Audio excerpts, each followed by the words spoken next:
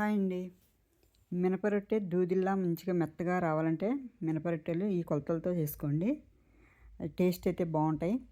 ఎప్పుడు ఇడ్లీ దోశ కాకుండా అప్పుడప్పుడు ఇలా మినపరొట్టె వేసుకుంటే హెల్త్కి చాలా మంచిదండి.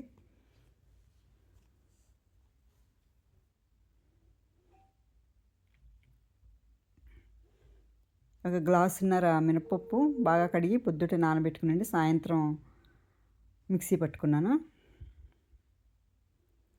మరి దోశ పిండిలా కాకుండా అండి ఇడ్లీ పిండిలో కలుపుతాం కదా, అలాగా మిక్సీ పట్టుకోవాలి మెత్తగాను. ఫస్ట్ ఒకసారి రుబ్బండి, మళ్ళీ సెకండ్ సారి కొంచెం వాటర్ పోసి మెత్తగా రుబ్బుకోవాలి.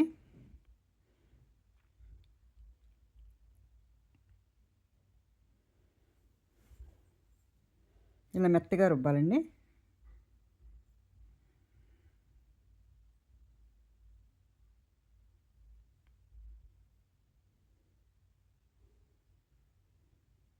నేనైతే చిన్న గ్లాసున్నర మినపప్పు నానబెట్టాను.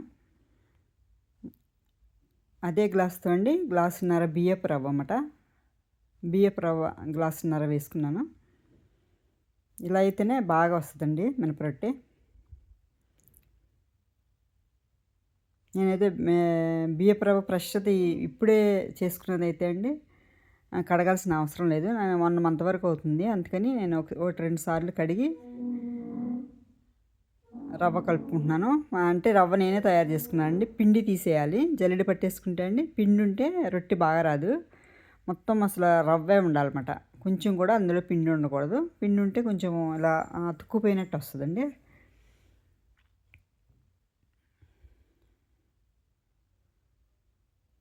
బియ్యం కడిగి ఆరబెట్టి నేను రవ్వ చేసుకున్నానండి.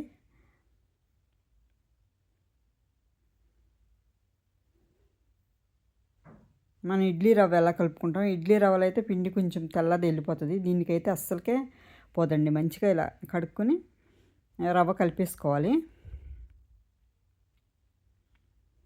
నీళ్ళు లేకుండా ఉంచేసిండి మన పిండిలో కలిపేసుకోవాలన్నమాట. మన ఇడ్లీ పిండి ఎలా కలుపుతామండి అలా కలుపుకోవాలి. మరీ గట్టిగా ఉండకూడదు, అలా అని మరీ ఇదిగా ఎక్కువ నీళ్ళు పోసేసి కూడా కలపకూడదండి.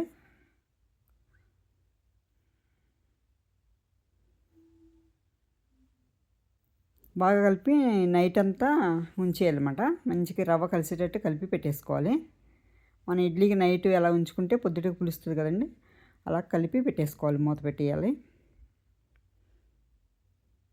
మంచిగా అంతా కలిసేటట్టు బాగా కలపాలి.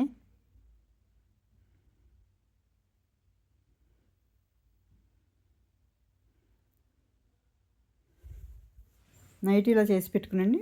పొద్దుటికి పొంగింది చూడండి. కొద్దిగా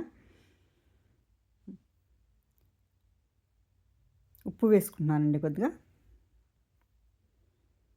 నేనైతే చట్నీ ఉంటుంది కాబట్టి ఉప్పు కూడా తక్కువే వేస్తాను. బాగానే వచ్చిందండి, మంచిగా పొంగింది.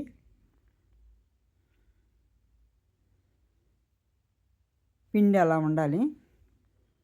మూకుడు తీసుకురండి. మామూలుగా మనం డైలీ తాలింపులు అవి పెట్టుకుంటాం చూడండి, ఆ మూకుడైనా మామూలుగా ఫ్రైలు అవి చేసుకుంటాము, వాటిలో అయితేనే ఈ రొట్టె బాగా వస్తుందండి. మామూలుగా నాన్ స్టిక్ ప్యాన్ మీద కూడా వేసుకోవచ్చు, ఐరన్ దాని మీద కూడా వేసుకోవచ్చు. కానండి ఇంకా దీని మీద వేసిన టేస్ట్ దాని మీద వేసిందంతా రాదు. నూనె కాగిన తర్వాత నూనె కొంచెం వేసుకోవాలండి. 2 స్పూన్లు అలా వేసుకోవాలి.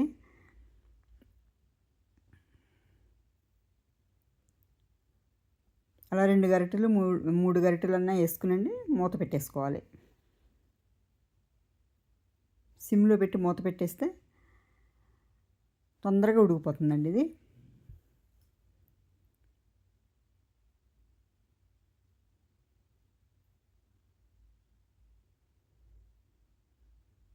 ఇంకా కొంచెం ఎర్రగా కాలినా పర్లేదండి.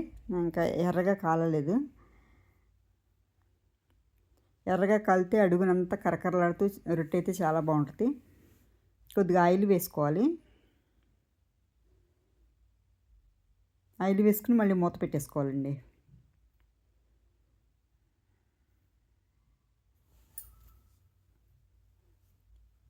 గ్లాసు పప్పుకి గ్లాసు రవ్వే పోసుకోవాలండి, అప్పుడే బాగా వస్తుంది. ఇది మనకి బాడీకి చాలా మంచిదండి. బలహీన కొంచెం సన్నగా ఉన్నవాళ్ళు వాళ్ళు తింటే, పిల్లలకి పెడితే అండి కొద్దిగా లావు అవుతారు.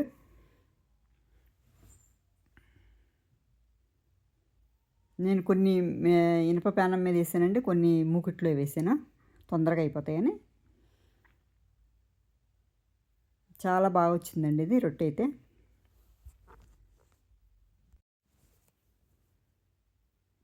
మెత్తగా దూదిలా వచ్చినాయండి ఇవి. నేనైతే కొబ్బరి చట్నీ చేస్తాను ఎప్పుడు ఈ రొట్టెలు వేసిన. ఇలా మీరు కూడా ఒకసారి చేసుకుని చూడండి. నా వీడియో నచ్చితే లైక్ చేయండి, షేర్ చేయండి, సబ్స్క్రైబ్ చేసుకోండి. ఒక 3 గరిటెలు వేసుకునండి, సిమ్లో పెట్టేసుకోవాలి, కదపకూడదు. చాలా బాగా వస్తుందండి. Thank you.